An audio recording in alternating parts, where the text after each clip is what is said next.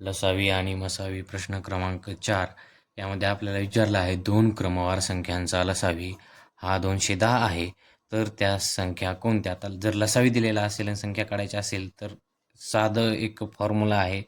त्या दोन्ही संख्येचा गुणाकार म्हणजेच म्हणजेच काय असतो तर लसावी असतो. दोन्ही संख्येचा गुणाकार. आता आपण पर्यायानं जाऊन बघू. तर 10 गुणिले 11 करून बघू. 10 गुणिले 11 किती होतं? 110 होतोय. हे चूक. आता 12 आणि 13.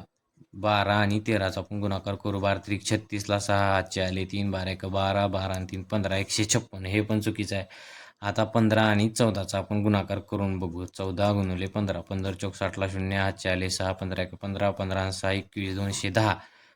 आता इथं आपल्याला काय विचारलं होतं 210. तर पर्याय क्रमांक 3. एवढं लक्षात ठेवा. जर लसावी दिलेला असेल तर आणि त्यांच्या संख्या विचारल्या असतील तर दोन संख्यांचा गुणाकार हाच त्यांचा लसावी असतो. आपलं उत्तर आहे पर्याय क्रमांक 3, 14 आणि 15.